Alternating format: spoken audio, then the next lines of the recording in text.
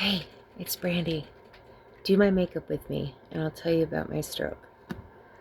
So, March 28th of 2026, I woke up at my mom's house. I spend the night at my mom's house quite a bit. Because I am terminal, she wants to make sure that she finds the time to get with me before I die, and we're making up for a lot of lost time. Uh, I had my family early. I was married and out of the house by the time I was 16. By the time I was 21, my husband and I had 3 kids. Contessa, Evan, and Ordaway. Contessa, Evan, and Caleb. And they're all in their 20s now. So I spend a lot of time with my mom, and I stay the night often. And so this morning I woke up just out of it, completely out of it. I couldn't get up from my bed. I did manage getting up, but then I guess I ran into the wall, and I couldn't move enough without being so dizzy. My head hurt, and I couldn't talk. And my face was all droopy. My right hand side wasn't very strong. So the ambulance was called, and this was at like 6 o'clock in the morning, 6:30 in the morning. The ambulance was called, and I guess they had lights and sirens all the way to the hospital. Coded me stroke, admitted me into the hospital, and then discharged me the next day, which is on a Sunday morning. And if you're kind of confused as I am, what doctors are available on a Sunday morning to discharge you? Like what surgeons, what, neurologists, like what blah, blah, blah, does that on a Sunday. So I still wasn't feeling good. I really have no idea what's going on. My mom's with me. Thank goodness. So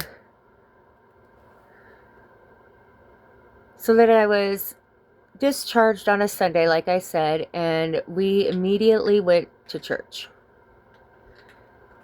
And I had still just been out of my stroke. I'll put pictures up too if I can figure out how to do that.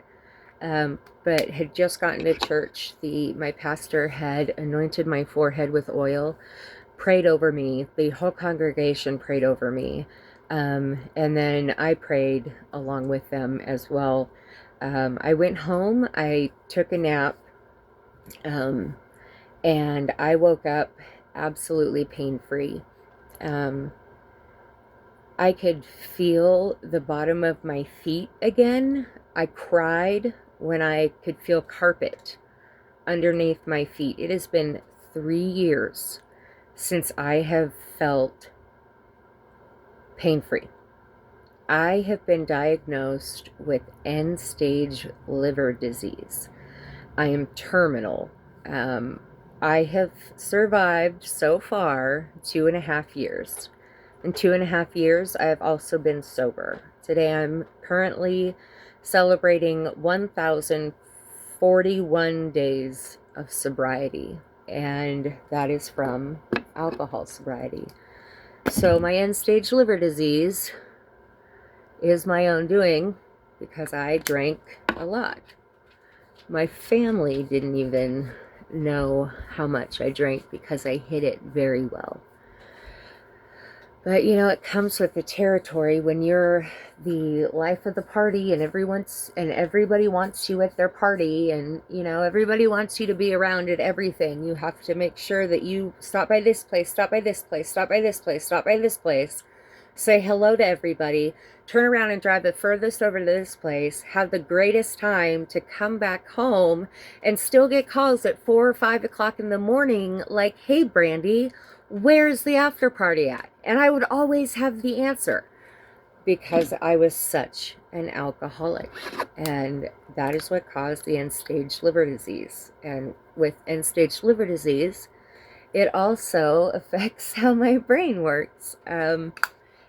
Basically, right now, the liver is not flushing the toxins away as it should. And so, for me, what that means is I'm anemic. So I'm really low on iron all of the time. I have constant pain in my abdomen. I go through swelling. So there will be videos where you see like my cheeks will end up being like big, huge, puffy cheeks, and that means my stomach is probably looking like I'm 9 months pregnant at this point. Not right now, but when I am getting a lot of the water retention or a lot of things like that, it helps with that poisoning in my brain because I'm not flushing those toxins. So it just causes a lot of pain, a lot of uncomfortable, a lot of irritability, a lot of trouble sleeping, and pain, constant pain. And then if I do need to get drained in my abdomen, that's a really, really, really long needle. And the lidocaine needle is only this long. So, you have more needle that goes deeper into your stomach than the lidocaine. So it can be pretty painful if you've never had it done before. I think I'm almost done with my makeup. But yeah, so the stroke happened, and I'm convinced that a miracle happened, because had I not gone to church that day, that very minute, that very second that I got discharged, I don't know if I would have had such a miracle without God by my side. And I'm saying that absolutely 100%. God is my backpack. God is my Savior, my Lord, everything to me. He is how I want to portray myself. So, yeah, here's my makeup done. This is what I wear to go out. This is what I wear at night. This is what I wear during the day if I want to do my makeup, but most of the time you've already seen me nice and raw, and you just haven't heard my fucking mouth yet. And that's going to start coming up here soon, because I'm starting to feel a lot better from the stroke. I'm starting to like get my personality back a little bit, I guess, or since the stroke, I'm more aware of coming into my personality as a non-alcoholic. I'm not quite sure. But if you're having struggles with drinking, addiction of any kind, whether it be food or cigarettes, alcohol, speed, cocaine, any of that, I am probably the safest place that you can turn to and talk about that stuff, besides an AA meeting or NA or anything else that you want to try as well. But yeah, hit me up in the comments, man, and I have no problem talking about my struggles with depression, my struggles with bipolar, my struggles with a lot of mental health needs.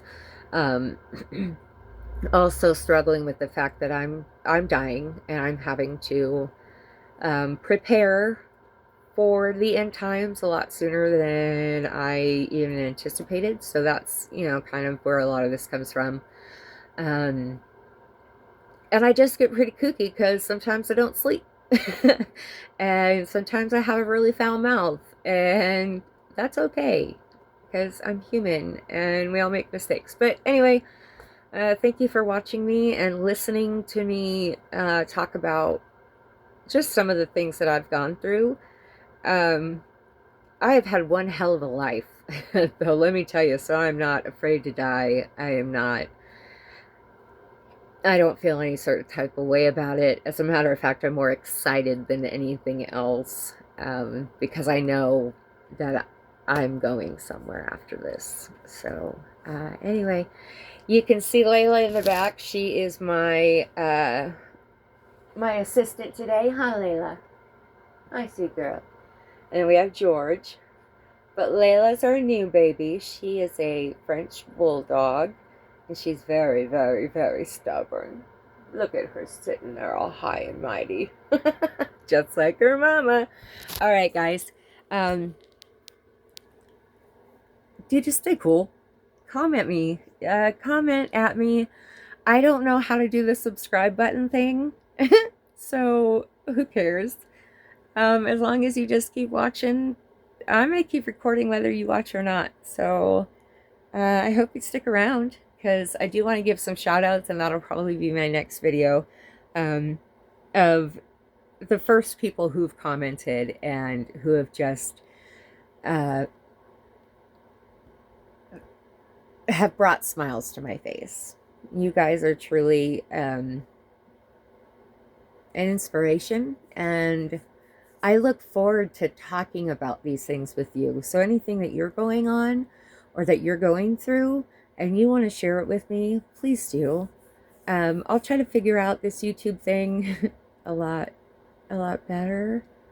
This is a long one, I know. 11 minutes. Wow. I better get off my soapbox, drop my mic, and say, have a great fucking day today. Bye.